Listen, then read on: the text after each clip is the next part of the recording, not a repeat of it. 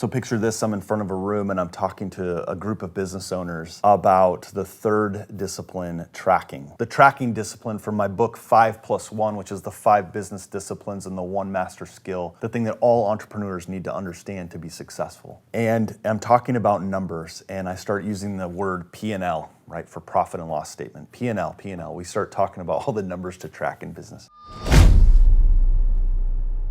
And I can see a lady in the front row, she's looking at me. I can tell it's just that feeling you have when she wants to say something, right? And she finally raises her hand and she says, I just want to ask, what's a P&L? And in that moment, inside, I sort of like had to stop and think as a presenter, I can't just assume people know these things. And as business owners, we throw out, P&L, balance sheet, EBITDA, margin, conversions, like all of this stuff. And we just assume that other people understand what that means. And if you're a new business owner, all of those terms can seem overwhelming, daunting to track, just completely a burden to try to figure out. And so it was in that moment that I realized that there's so many things you can track in business that it can be so distracting that really, what could we break it down to? The simplest form, right? What's like the KISS formula? Keep it simple. And I realized that it really came down to 7 key numbers. And so let me go through the 7 key numbers. The good news in business is if you track these 7 key numbers, it's enough to be very successful, to see your trends, to know what's happening in your business. So I'll start with the first 3 numbers because they have to do with production and sales. So number 1 is leads, right? You want to track the number of leads you're getting. That could be from your website, could be from emails, from phone calls, from networking in person. Have somewhere where you track all of these leads. The interesting part in business as we go throughout our day-to-day, we sometimes forget how many leads we've received, right? Your mind can only hold so much. So having a place where you put down all the leads, but not only that, just track that, right? So leads. The next is appointments. Now, in your business, it might be different, right? An appointment could look like many different things. Let's say if I'm a real estate agent, I get a lead if somebody wants to sell their house and I go out to their house to talk to them about it, that's the appointment. If it's, let's say I'm a business coach, I get a lead for a call to talk about coaching, that call, that Zoom appointment, that's the appointment. So however that looks for you, you want to track the leads, then the appointments. And then the last one is the sale. How many sales did I get? And what's really fascinating about those 3 is that my leads to appointments to sales, when I start tracking that over a period of time, I get to then take it to another level and I start to know then my conversions. If I had 10 leads, how many did I convert to an appointment? Let's say I converted 5, so I'm 50%. Of the number of appointments I get, how many did I convert to sales? Again, let's say I'm 50%. Well, 2 to 3 appointments, I then turn to sales. I now know if I want more sales, how many more leads do I have to get because my conversions will start to show up. So that's why it's really important to do that. And I'll get into how to track that here in a second. The next 3 numbers after leads, appointments, sales, the next 3 numbers are income, expense, and profit. At a very simple level, what's the gross income? What's the total amount that I bring in, whether it be every day, every week, or every month? No longer than a month. Can't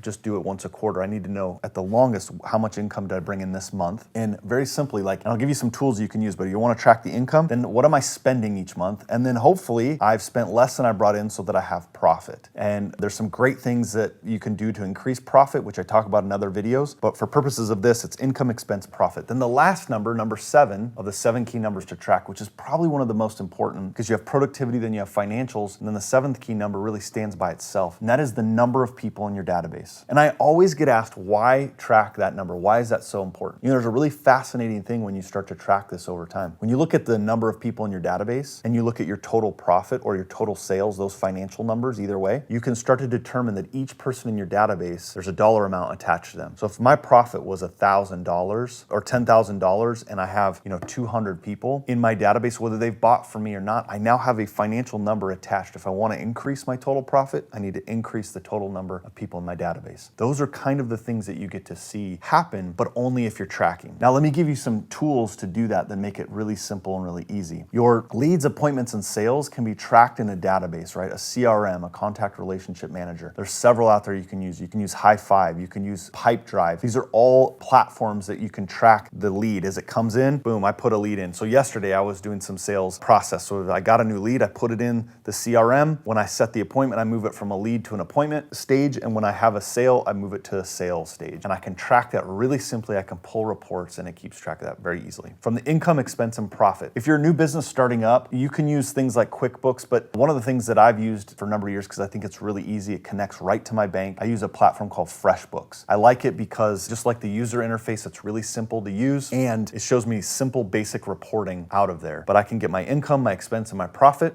because it's tied right into my bank account, and just in a click of a button, I can pull it off. Another key added bonus to that is that you can also print all the documents your accountant will need. Just literally one click, it says accountant, you pull it, and it prints all the documents you need to send to your accountant to do your annual tax returns. So really cool product there called Freshbooks. As you grow and expand your business, you may use something called QuickBooks, which has a ton of features. It's very complicated. I don't use it. We use it for our business. I don't personally dive in there and do it, but I have somebody that takes care of that. So as your business grows, you could use something like QuickBooks. And then last, again, with the number 7, which is the number of people in your database, that's going to be tied into your CRM. You should be able to look at there in a moment's notice and know how many people are in there. So what you learn is that these 7 key numbers become really the measures of your business. They give you the health, right? They're the indicators. A lot of us wear smartwatches that tell us how many steps we've taken, what our blood pressure's at, what our oxygen levels are at, right? That tells us the health of our body. These 7 key numbers are like your smartwatch for your business. They are the metrics in which you can quickly look at to see if things are going in the right direction and what the health of your business is. For example, if my profit's low, then I go right back to leads, appointments, and sales, and I can drive that, then all the numbers below go up. Found this helpful? Please share it out.